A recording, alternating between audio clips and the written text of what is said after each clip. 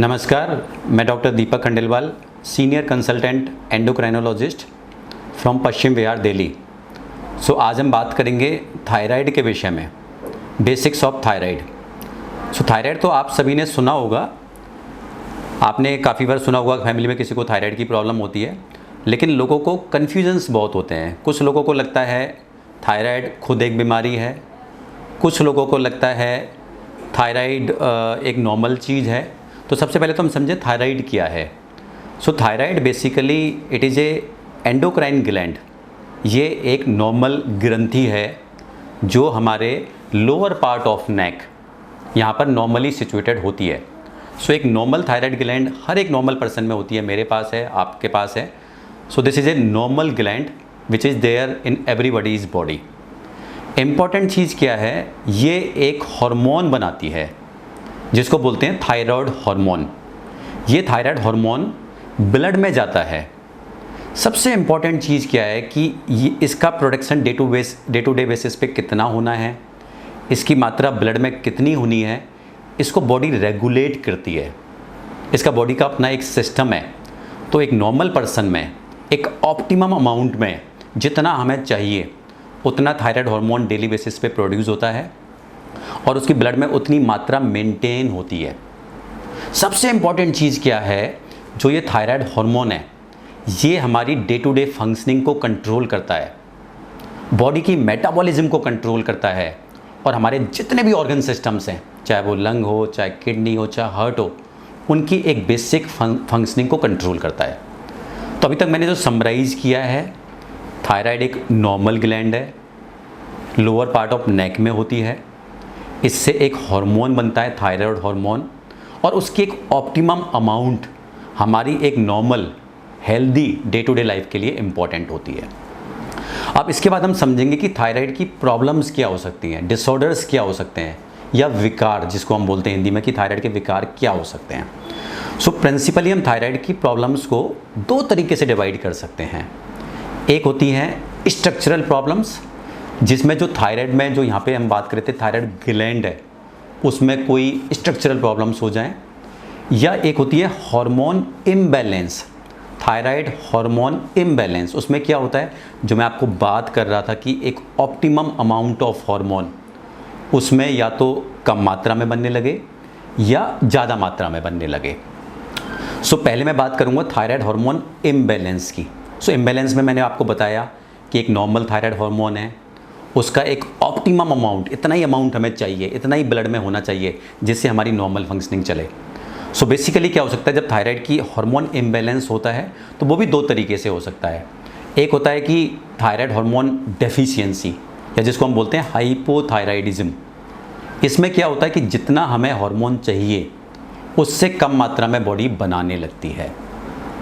इसके क्या सिम्टम्स हो सकते हैं, इसमें वज़न बढ़ सकता है, वेट गेन, बालों को ज़्यादा झड़ना, हेयर्स में ड्राइनेस, स्किन में ड्राइनेस, लिथार्जी, थकान रहना, शरीर में दिन भर सुस्ती रहना, नींद ज़्यादा आना, थकान रहना, कॉन्स्टिपेशन, कब्ज होना, या जैसे जो फीमेल्स होते हैं उनमें मेंस्ट्रुअल साइकिल से रिलेटेड प्रॉब्लम्स हो सकती हैं, जैसे साइकिल्स इरेगुलर होना या ब्लीडिंग ज़्यादा होना पीरियड्स के दौरान, या जैसे जो मैरिड फीमेल्स होते हैं उनको फर्टिलिटी में प्रॉब्लम्स आ सकती हैं। जो मैंने आपको भी हाइपोथायराइडिज्म बात करी, ये मोस्ट कॉमन थायराइड डिसऑर्डर है। 80% से ज़्यादा लोगों को जो थायराइड की प्रॉब्लम होती है वो हाइपोथायराइडिज्म होती है। जो दूसरा थायराइड की इम्बैलेंस की प्रॉब्लम है, हार्मोन इम्बैलेंस की प्रॉब्लम है, वो है हाइपरथायराइडिज्म या थायराइड हार्मोन एक्सेस, जिसमें ब्लड में जितना हार्मोन चाहिए उससे ज़्यादा बनने लगता है।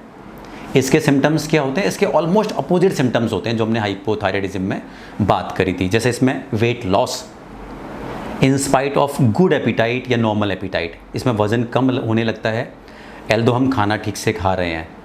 इसके अलावा दिल की धड़कन तेज़ होना, पसीने ज़्यादा आना, घबराहट रहना, हाथ पैरों में कंपन, दस्त लग जाना, लूज मोशंस, या जैसे आँखों का बाहर आना काफ़ी बार। ऐसे ही जैसे हमने बात करी थी फीमेल्स में, इसमें भी मेंस्ट्रुअल साइकिल से रिलेटेड प्रॉब्लम्स हाइपरथायराइडिज्म में भी हो सकती है।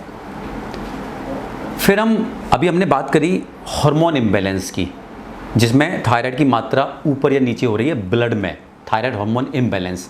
मैंने आपको बिगनिंग में बात करी थी, थायराइड के जो दूसरे डिसऑर्डर्स होते हैं वो होती हैं स्ट्रक्चरल प्रॉब्लम्स। जो हमारी यहाँ पे मैंने आपको बताया था कि नॉर्मल ग्लैंड होती है, उसमें यदि कोई विजिबली कोई स्ट्रक्चरल कोई प्रॉब्लम्स दिखने लग जाए, उनको बोलते हैं स्ट्रक्चरल प्रॉब्लम्स। जैसे हमारे यहाँ पे नॉर्मल ग्लैंड है, हमें दिखती नहीं है, किसी को नहीं दिखती है, उसमें कोई गांठ बन जाए, दिखने लग जाए गांठ, जिसको बोलते हैं थायराइड नोड्यूल। या कभी कभी पूरी थायराइड ग्लैंड बढ़ जाती है, गोइटर जिसको बोलते हैं हिंदी में, जिसको बोलते हैं घेंगा। या कभी कभी कुछ नोड्यूल्स में एवन कैंसरस चेंज हो जाते हैं, जिसको हम बोलते हैं थायराइड कैंसर। अच्छा, इसमें इंपॉर्टेंट चीज़ क्या है, किसी को भी इस तरीके की प्रॉब्लम्स होती हैं, उसमें आपको अपने डॉक्टर से कंसल्ट करना है। उसमें हमें डिटेल्ड में इवैल्यूएशन करना पड़ता है। जैसे हो सकता है हम थायराइड का अल्ट्रासाउंड करें, या कोई गांठ है उसमें हम काफ़ी बार FNAC करते हैं, जिसको हम बोलते हैं सुई की जांच, अल्ट्रासाउंड में देखते हुए। तो ये एक बेसिक इंपॉर्टेंट इन्फॉर्मेशंस हैं।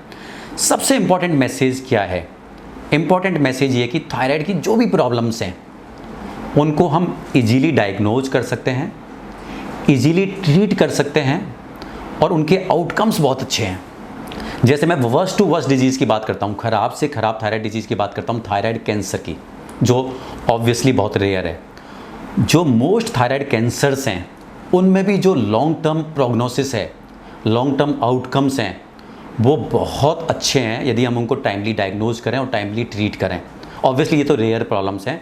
ऑन द कॉन्ट्री जो हम कॉमन थायराइड प्रॉब्लम्स देखते हैं, जो इम्बैलेंस देखते हैं, लाइक हाइपोथायराइडिज्म या हाइपरथायराइडिज्म, जिसमें हार्मोन्स की या तो डेफिशिएंसी होती है, एक्सेस होती है, इनको अगेन हम सिंपल ब्लड टेस्ट के माध्यम से या कुछ और टेस्ट के माध्यम से हम उसको प्रॉपरली डायग्नोज कर सकते हैं।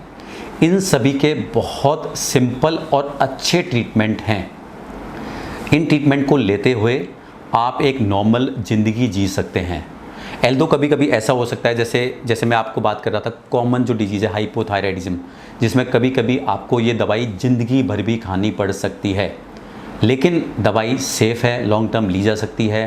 हो सकता है आपके डॉक्टर आपको 3 महीने में या 6 महीने में टेस्ट करने के लिए बोलें, बट उससे ओवरऑल जो आपकी बॉडी की डेफिशिएंसी है उसको हम बाहर से उसको रिप्लेस कर देते हैं। आपकी डे टू डे जो लाइफ है वो बिल्कुल नॉर्मल चलती है। सो आज का इम्पॉर्टेंट मैसेज यही है कि थायराइड की प्रॉब्लम्स एक वो कॉमन प्रॉब्लम्स हैं, वो कोई अनकॉमन प्रॉब्लम्स नहीं है। यदि मैं देखूँ तो ऑलमोस्ट 10% लोगों को थायराइड की अलग अलग तरीके की प्रॉब्लम्स हो सकती हैं। दूसरा, थायराइड की प्रॉब्लम्स को हम इजीली डायग्नोज कर सकते हैं और उनको हम इजीली अच्छे ट्रीटमेंट से हम उनको ट्रीट कर सकते हैं और उनके लॉन्ग टर्म आउटकम्स काफ़ी अच्छे हैं। Thank you.